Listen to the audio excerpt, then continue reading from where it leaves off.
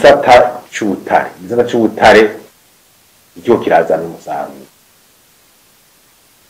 bigaragara. Igisata c'ikawa itabagiye mu minwe ya Odeka nibyo mugabo gushika n'ubu gifite ikibazo c'ingene amadovize ava muri izo nzahabu canke ubutare bushorerwa hanze yinjira mu gihugu, traçabilité imini.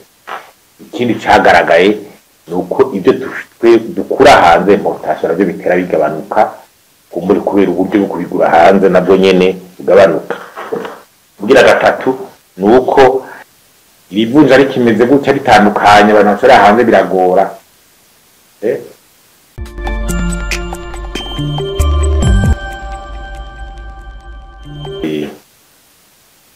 Igihugu cari hayihangiro yuko cyo cyacu kwiterambere mu 2040 na 2060.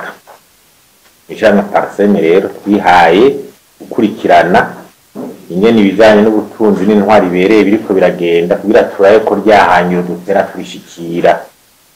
Niyo ntumbero y'uno munsi uzokaba tuko turagira ico bita umwihwezo turavye biriko birahogwa n'ingaruka biriko birazana. Bwa mbere mu by'ubutunzi twovuga ngo iki, twovuga yuko ati muri amezi ane ya mbere uravye mu 12 ku mwaka uheze, twovuga yuko byagaragaye yuko ikibazo c'ibiciro cyagumye gihanza abarundi.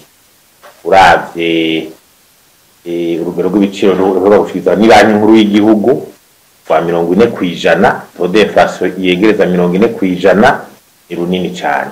Uravye no mwaka uheze 2024 ibiciro by'ibiribwa byagumye biri hejuru cyane biragaragara n'ibindi banoza byinshi. Ikindi cigaragaje nibijanye na nico twokwita igihengeri mu bijanye dushorera hanze n'ibyo twinjiza mu gihugu, import twinjiza mu gihugu. Uravye ibyo dushorera hanze ikawa ntiyashoboye gushoka neza biragaragara, ikibazo muri Odeka. Hanyuma ikindi naco nuko gushika n'ubu gifite ikibazo c'ingene amadovize ava muri izo nzahabu canke ubutare bushorerwa hanze yinjira mu gihugu, traçabilité imini. Ikindi cagaragaye nuko ibyo dukura hanze importation navyo bitera bigabanuka kumburi kubera uburyo bwo kubigura hanze nabwo nyene bugabanuka. Kugira gatatu nuko ibijanye n'amafaranga y'agaciro byagumye ari kibazo. Itandukanye n'amafaranga y'agaciro, igiciro ku isoko izwi no ku isoko itazwi kiguma ari umurengera, bikabangamira ubutunzi bw'igihugu na cyane cyane abashorera ibintu hanze. Ndetse n'ingingo ibanye nkuru y'igihugu gusubira gushikiriza igira kama banki y'ubudandaji asubiza amafaranga y'agaciro y'amashirahamwe amakungurani mashirahamwe yo ngaha mu gihugu kwasubire mu banye nkuru y'igihugu canka ayavuye mu badanaza bashoreye ibintu hanze nk'ikawa, kuva ko ari nko gusubira inyuma uravye ko twari tugeze mu bijanye n'amafaranga y'agaciro. Kijanye n'amadeni, tumaze bara ku madeni ya 52% y'umwimbu w'igihugu, 52% du PIB abari karaba umurengero yandetema. Kandi uravye muri budget ejo bundi uravye igihe habaye revyo budgetaire igihe habaye twigwa mu y'amafaranga y'ikoresha, yaragaragaye yuko ibikorwa bijanye no kugwiza ubwimbu bigenda biravamo, ivyo bigabanuka cane kandi ideni ribandanya igiyongera. Hanyuma ikindi kigaragaye ni crise d'origine amasoko ntangagufu. Ikibazo c'ibitoro ahubwo cyarakomeye cane muri amezi ane sumba mu mpera zo 12 kugira n'ibintu byagiye biragaragara. Cy'igitoro cyaraduhanze cyane kirabangamira iby'iterambere, kirabangamira abantu bakuri iyunguruza, abantu bakora imyuga itandukanye. Bijanye n'umuyaga nkuba nawo nyene icikagurika nayo nyene ryarabangamiye cyane ibijanye n'ubutunzi. Tukibagiye rero ibijanye n'ibinyobwa ivyo byagaragara hamwe Brarudi n'ibindi sukari n'ibindi. Bijanye rero n'intwaro ibereye, tuvuga tuti intwaro ibereye yari kuzishikira muri iryo terambere rishoboke. Ijyamo n'akazoza gushika ubu iracanditse umengo ni nk'ikintu cyo gitabo canditse kirimo ivyifuzo mugabo harabuze neza ibitabo bita cadre opérationnel byerekana modeli none dushaka gushika kw'iryo hangiro gute nibiki twashize imbere hatangura iki hazokurikira iki mu mareforme mu bimahinduka duhera kuki tugasubira kuki tuvuga ibyo twifuza gushikako tutabona neza ingene igenda ku munsi nakashizwe kinakayokora iki iyo mbona kazi irashobora kutubandanya iba nk'icifuzo gusa ugasanga tuguma bivuga nk'icivugo ibyo n'ugwanya igiturire kuvuga tuti harabaye intambwe kubera tuvuga tuti harabaye umwihweze byo bundi wa leta gushaka gushiraho igitabo cyo kwita stratégie nationale de lutte contre la corruption twari twabisabye kerekana intumbero leta ifata kugirirwa n'igiturire ngabo naco nyene naho nyene ni ingingo ingamba zikomakomeye zirafatwa kurabona twumva ibintu mu gisanzwe mu kigaca leta mugabo ubona ko bidakurikiranwa bihagije nende undi mukuru yaravuze mu bitorongo muri kitungo byanyurujwe muri kigo byayobwe byinjiye mugabo kabona neza yuko abete zitakurikira hanyuma bakidoga hariya na hariya mu bijanye n'amafaranga ingene amafaranga leta akoreshwa mugabo ukabona neza ibyo ngo ngitiko bitarafata intumbero bijanye na environnement des affaires ingene abagomba gukora na leta naho nyene tuko turavuga ko ikijanye na environnement des affaires umwuka mwiza mu by'ubutunzi gufata kwa gufata ingingo no kura mu muco kandi bakorwa bikurikiza amategeko bovuga nk'ibijanye n'iyo soko yahiye uravye nk'ingene jo bundi bavuze ngo barayihaye abantu ingene biriko biragenda bona ko bitari mu muco bitari mu muco ugaragara makontra atagaragara mushikiranganje wa mbere akagenda akavuga ngo ntazi ibindi biri dibikimu hanyuma rero icyo twofata rero umuntu uje mu ikindi naco no kuvuga tuti kumenya yuko mu bijanye n'intwari bereye turimirije amatora ni processus electoral afise ikizana ku by'ubutunzi amatora turimo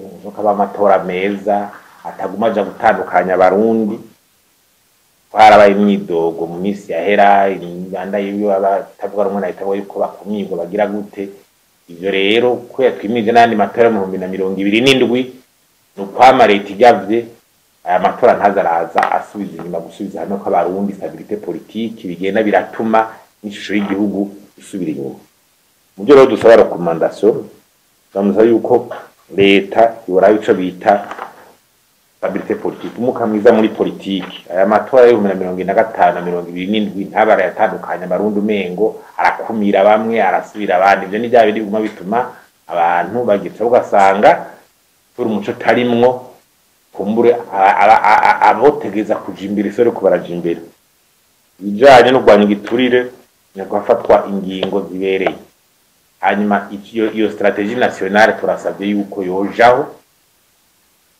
hanyuma abantu bakigishwa kandi kagirwa n'ibisata igaragara yuko leta ishaka kugira ishaka kugwanya aho karanda ibijanye naho rero n'amafaranga leta ikoresha dusaba ko kwihudwa kuja ico bita igitabo cerekana amareforme amahinduka mu bijanye n'ingene leta ikoresha amafaranga ibyo bitabaye bigikunda igisata c'ubutare icyo kirazana umusaruro bigaragara igisata c'ikawa itabaragiye mu minwe ya odeka nibyo mugabo wikorara bwene bikorwa abaja kubikontora basubiragira gutona yuko habuze icyo twakwita uburongozi leadership ibishoboye ibyumva haracari hagahaza uravye umwimbu dufise ku bijanye no gushora ikawa hanze utibagiye rero ibya leta by'ubutare ubutare dusaba yuko leta yovamo politiki ivyuko usanga amategeko agategurwa neza amakontra akandikwa amategeko agategurwa hanyuma hageze kubikorwa usanga leta ikoretse politiki ugasanga n'amasoko ntibamenye iyo yaciye nje kibangana no kutinjira muri yayitiye kugira leta igaragaze gushaka kuraba mu muco bituma dusaba rero yuko leta yo kwinjira muri igihe gigo mpuzamakungu itiye igaragaze neza yuko ishaka gukora muje mujanye n'ubutare. Hanyuma rero tukaba dusaba yuko hoba n'intuze icyo bita reforme macroeconomique, ni kuvuga iki? Ni kuvuga amahinduka mu by'ubutunzi. Igihugu ntishobora kuzovaho kiri izi ngorane zo kuvuna amafaranga ku buryo butandukanye zikimeze gutya, ibijanye na politike budgetaire bikimeze gutya, ibijanye n'ingene ibijanye n'ibiciro bikimeze gutya, bishoboka kuko iyi taux d'inflation nabango umwimbu uyongera umwe bava mu taux de croissance ngo 3%, unaretse ko n'abarundi biyongera hafi 3%, uwo mwimbu watacumengo uragaragaje mu iterambere. Muri ico gihe usanga niyo inflation do mu biciro bidura bituma yo croissance ukugugiza umwimbu atacurikije. Taux d'inflation ni da croissance économique. Hanyuma yabizo gufashanya n'ibindi bihugu ko ntura kugera ico turabe neza ko kibandanya kigira batara tugikorerako ingene twogwiza abagenzi, twogwiza gukora mu cugera amafaranga yinjire mu iki gihugu, kandi ho atamahera y'abagwiza tunga yinjiye muri iki gihugu investissement direct étranger atagufashanya n'ibindi bihugu n'aya mashira mpuzamakungu cyane n'ibihugu turashaka kutugora kubaho turi. Urabona n'ubundi n'ibyo bundi bana bayitwumvise igihugu cy'Ubuholande gishira Burundi mu ambasade 5 kigiye kugara ku isi, gishira mu ambasade 5 ku isi, n'ubundi ambasade y'u Burundi barayishizemo. Tunaritse rero nibi dufatira hamwe y'Abanyamerika babyafashwe n'ingingo n'izindi.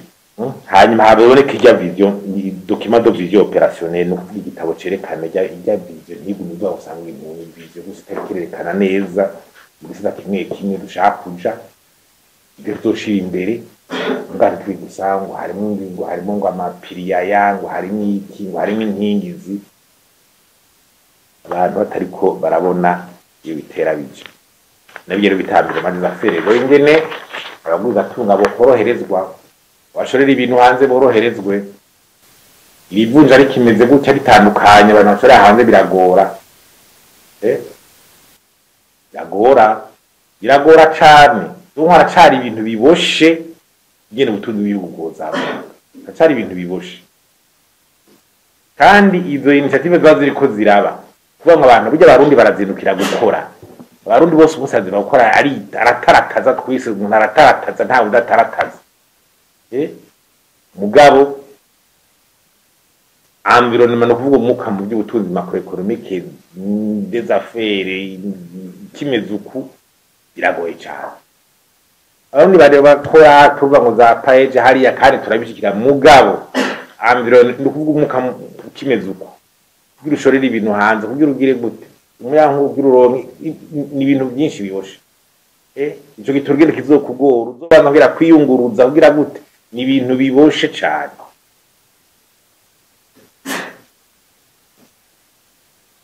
Tera kamurita yuko rogo ndi bitwa twibuza turabikurikira kugira turabe yuko hagena harafatwa ingingo zituma turatujindira nando tubigumye mwuku umengo byacitse ibisanzwe niho rero bitera ikibazo. Ubimaze kubyita ibisanzwe abantu ntibicaza iki ni kibazo turabe ingene tugikura mu nzira bibaye kije giti ikibazo gusumba.